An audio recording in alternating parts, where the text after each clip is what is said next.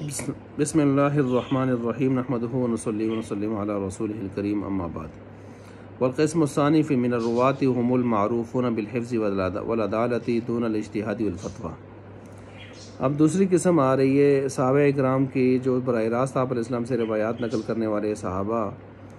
پہلی قسم تو آپ نے پڑھ لی کہ جو علم روایت کے ساتھ ساتھ علم درایت، اجتہاد اور استنباط کا بھی خوب ملکہ رکھتے تھے۔ دوسری قسم کے وہ صحابہ ہیں کہ جو آپ علیہ السلام سے روایات سننے میں، یاد کرنے میں، حفظ و دیانت میں، امانت میں اور حافظہ اور ذہانت میں تو اعلیٰ درجے کے تھے، لیکن اجتہاد اور فتویٰ والی کے پوزیشن میں نہیں تھے۔ جس طرح کی مثال دی جا رہی ہے ابو ہریرہ رضی اللہ تعالیٰ عنہ، انس بن مالک رضی اللہ تعالیٰ عنہ، عقبہ بن عامر رضی اللہ تعالیٰ عنہ وغیرہ۔ تو کہتے ہیں فَإِذَا صَحَّتْ رِوَایَةُ مِثْلِهِمَا عِندَكَ، اگر ان کی روایت جو ہے اگر تیرے ہاں وہ اس کی صحت ثابت ہو جائے، فَيُوَافَقَ الْخَبَرُ خبر القیاس، تو پھر اگر دیکھیں گے کہ اگر وہ خبر ان کی روایت جو ہے قیاس کے موافق ہے، فَلَا خِفَا فِي لُزُومِ الْعَمَلِ بِهِ، اس میں تو کوئی پوشیدگی نہیں کہ پھر عمل کرنا اس پر لازم ہوگا۔ وَإِنْ خَالَفَهُ، لیکن اگر یہ مخالفت ہم باہم، كَانَ الْعَمَلُ بِالْقِيَاسِ أَوْلَى، پھر عمل بالقیاس اولا ہوگا، یہ قیاس کو لیں گے، روایت کو ترک کر دیں گے۔ یہ ایک نظریہ یہاں پر بیان کیا ہے مصنف رحمۃ اللہ علیہ نے، ٹھیک ہے۔ اچھا، اور یہ کس کا نظریہ ہے؟ عیسیٰ بن ابان اور ابو زید دبوسی، فخر الاسلام بزدوی اور خود مصنف کا۔ لیکن ان کے مقابلے میں ابو الحسن کرخی حنفی اور دیگر بہت سارے ایسے ہیں، وہ کہتے ہیں نہیں، الٹ ہے۔ کیا مطلب؟ روایت کو لیں گے، قیاس کو ترک کریں گے۔ چنانچہ امام حنیفہ رحمۃ اللہ علیہ نے متعدد مسائل میں ایسے خبر روایت کے مقابلے میں قیاس کو چھوڑا ہے۔ مثلا روزے کا معاملہ لے لیں کہ روزہ میں بھول کر کوئی آدمی کھا پی لے، روزہ نہیں ٹوٹتا، قیاس کہتا ہے ٹوٹنا چاہیے، بھائی کھایا پیا ہے، لیکن روایت کہتی ہے نہیں ٹوٹتا۔ امام مالک رحمۃ اللہ علیہ نے یہاں بھی قیاس کو لیا ہے، لیکن ہم روایت کو لے رہے ہیں، تو اس لیے کہتے ہیں کہ اس میں بھی روایت کو لینا چاہیے، یہ دوسری قسم میں بھی، ٹھیک ہو گیا۔ یہاں ایک بات اور بھی آپ ذہن میں رکھنا ہے کہ ابو ہریرہ کو یہاں پر ان صحابہ میں لایا ہے جو روایت کا سلسلہ تو رکھتے ہیں لیکن درایت اجتہاد کی پوزیشن میں نہیں ہے۔ حالانکہ یہ بات کہتے ہیں بعض حضرات کی ٹھیک نہیں ہے، کیونکہ قوت ملکہ اشتہادیہ جو ہے ان کے اندر بھی خوب موجود تھی۔ مثال بھی دی ہے کہ مثلا حاملہ کی عدت کے بارے میں اختلاف ہوا تو عبداللہ بن عباس رضی اللہ تعالیٰ عنہ نے فرمایا ابعد الاجلین، جو مدت زیادہ لمبی ہو وہ لے لی جائے گی، لیکن انہوں نے فرمایا کہ نہیں، وَأُولَاتُ الْأَحْمَالِ أَن يَضَعْنَ وَأُولَاتُ الْأَحْمَالِ أَجَلُهُنَّ أَن يَضَعْنَ حَمْلَهُنَّ، حمل والی جو ہیں ان کی بچے کی پیدائش کو عدت رکھا گیا ہے۔ تو اس میں وہ کہتے ہیں بیوہ بھی شامل ہے نا، بیوہ بھی شامل ہے اس میں۔ تو انہوں نے یہ اجتہاد کیا، اگر ابو ہریرہ مجتہد نہ ہوتے تو اجتہاد کیوں کرتے؟ اس طرح کی اجتہادی صورتیں اور بھی بہت ساری ان کی بیان ہیں۔ اچھا، تو اب یہاں پر اس ترتیب سے یہ حکم کو بیان کر دیا گیا ہے۔ تو اب ہم آگے چلتے ہیں جی، اور مثال کو لیتے ہیں۔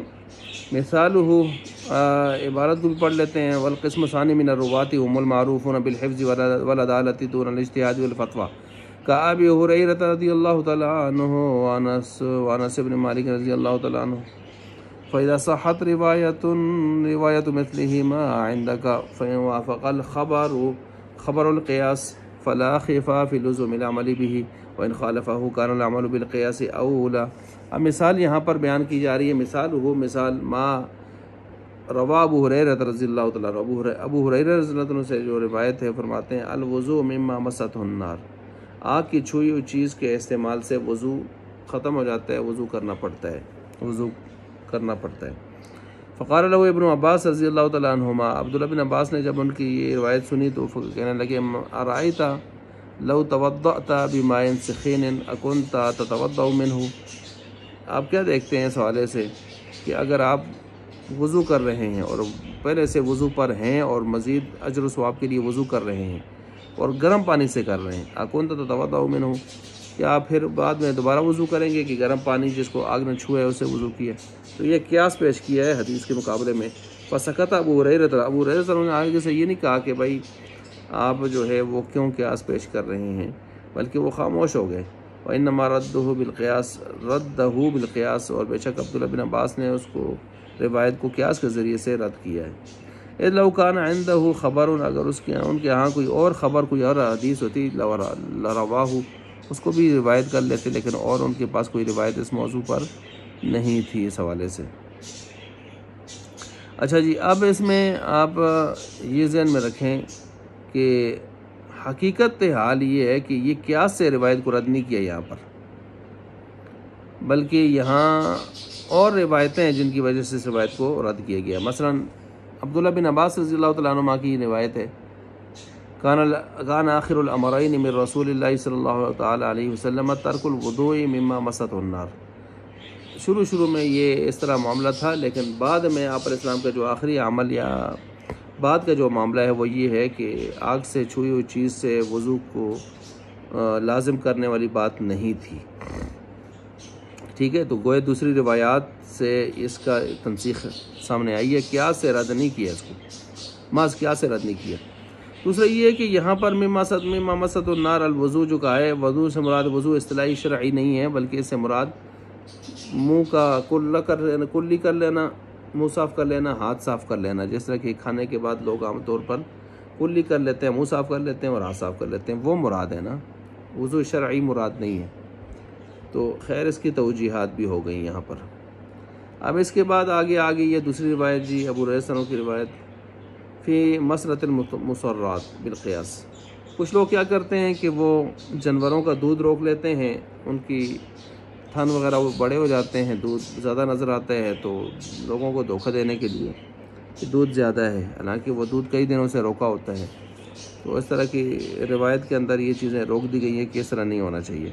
اب دیکھیں یہاں پر مثلا روایت ہے کہ آپ علیہ السلام نے فرمایا لا تصور الابل والغنم، کہ اونٹ اور غنم کے حوالے سے اس طرح کا معاملہ نہ ہو کہ اس میں دودھ روک کے اس کو اس طرح بیچا جائے، کیوں ایک قسم کا دھوکہ ہے نا۔ فمن ابتاعها بعد ذلك فهو بخیر النظرین، کسی نے خرید بھی لیا ہے اس کو، تو وہ بعد میں اس کو جب پتہ چل گیا تو اس کو دو باتوں میں سے ایک بات کا اختیار حاصل رہے گا، بعد اس کے کہ یحلیبھا، اس نے اس کو دودھ بھی دو لیا تھا، ارضیھا امسکھا، اگر راضی ہے تو اپنے پاس جانور کو روک لے، بس راضی ہو جائے، وان سخطھا، اور اگر اس پر ناراض ہے تو ردھا، اس کو لوٹا دے، وسع من التمر، ساتھ ایک سا اوڈی جو ہے وہ تمر کھجور کی بھی دے دے۔ اب دیکھیں یہاں پر قیاس کے لحاظ سے دیکھا جائے تو وہ قیاس کچھ اور کہہ رہا ہے اور روایت کچھ اور کہہ رہی ہے۔ اب قیاس تو یہ کہہ رہے ہیں کہ بھئی دیکھو عقل تو قیاس تو یہ کہہ رہی ہے کہ کسی چیز کا جب آپ ازالہ کرنا چاہتے ہیں تو مثل مانوی ہو یا مثل سوری ہو۔ مثل سوری تو یہ ہے کہ جتنا دودھ آپ نے پیا ہے اتنا دودھ آپ اس کو دے دیں، مثل مانوی یہ ہے کہ اس کی قیمت جو بنتی ہے اور عام میں وہ آپ اس کو دے دیں۔ یہاں آپ نے دونوں کام نہیں کیے، یہاں روایت میں آ گیا کہ ایک سا کھجور کا دے دیں، اب پتہ نہیں کتنا دودھ استعمال کیا اس نے، اور سا کھجور کا دے دے، تو یہ مثل سوری بھی نہیں ہے، مثل مانوی بھی نہیں ہے۔ تو عقل کہتی ہے روایت کہ اس طرح نہیں ہونا چاہیے، لیکن روایت کہہ رہی ہے کہ نہیں ہونا چاہیے، مطلب یہ ہے کہ اس کو آپ ایک سا جو ہے کھجور کے دے دیں، ٹھیک ہو گیا۔ اب یہاں پر اگر روایت کو ہی لے لے، قیاس کو چھوڑ دیں تو الگ چیز ہے، لیکن یہاں پر چونکہ یہ کہا گیا ہے کہ قیاس کو لینا زیادہ بہتر ہوگا، قیاس کو لینا زیادہ بہتر ہوگا۔ اچھا یہاں ایک اشکال بھی ہو سکتا ہے، وہ یہ کہ ہم نے ابھی پڑھا تھا ابو ہریرہ کی روایت ہے نا، چونکہ یہ تو وہ تو صاحب اجتہاد ہیں، تو آپ ان کو اس روایت کو کس طرح جو ہے غیر صاحب اجتہاد راویوں کے زمرے میں لا رہے ہیں۔ دوسرا یہ ہے کہ اگر آپ کہتے ہیں مثل سوری نہیں ہے، مثل مانوی نہیں ہے، تو مثل شرعی تو ہو سکتی ہے نا، مثل شرعی تو شریعت جس کو مثل بناتے وہ مثل شرعی بن جاتا ہے۔ مثال کے طور پر نماز اور روزے کے لیے فدیہ کو مثل شرعی بنا دیا ہے، تو کسی کا کیا اشکال ہے، بنا دیے، بس وہ بنا دیے، تو ایسے بھی ہو سکتا ہے یہاں پر۔ بس بعض پھر حضرات یہ کہتے ہیں کہ یہاں پر جو قیاس کو، حدیث کو جو قیاس کے سبب چھوڑا گیا ہے نا، تو وہ اصل میں قیاس کے سبب نہیں چھوڑا گیا، بلکہ ہاں حدیث کو جو چھوڑا گیا ہے وہ کچھ اور دلائل کی وجہ سے چھوڑا گیا ہے، سنت مشہورہ یا کتاب اللہ یا سنت مشہورہ کی مخالفت کی وجہ سے چھوڑا گیا ہے۔ مثال کے طور پر آیات میں ہے فَمَنِ اعْتَدَىٰ عَلَيْكُمْ فَاعْتَدُوا بِمِثْلِ مَا اعْتَدَىٰ عَلَيْكُمْ، جتنا زیادتی ہوئی ہے نا اتنا ہی بدلہ ہونا چاہیے۔ تو مثلا جتنا دودھ استعمال کیے اتنا ہی ہونا چاہیے. اب تمر جو ہے وہ کیا پتہ ہے اتنا ہے یا اس سے کم ہے یا اس سے زیادہ ہے اچھا دودھ کے. اور اسی طرح جو ہے دوسرا یہ کہ قرآن کریم کی آیت وجزاء سیئۃ سیئۃ کہ بدلہ جو ہے وہ برابر سرابر ہونا چاہیے نہ کہ اونچ نیچ کے ساتھ برابری ہونی چاہیے. تیسرا سنت مشہورہ بھی ہے الخراج بالزیمان، یہ امی عائشہ صدیقہ رضی اللہ عنہ کی روایت ہے اور اس میں یہی ہے کہ نفع زیمان کے سبب ہے. مشتری ضامن ہو جاتا ہے عقد کے بعد. مطلب یہ ہے کہ جب اس نے وہ چیز خرید لی تھی تو خریدنے کے ساتھ ہی مشتری اس کا مالک ہو گیا تھا، اب نفع نقصان اسی کا تھا.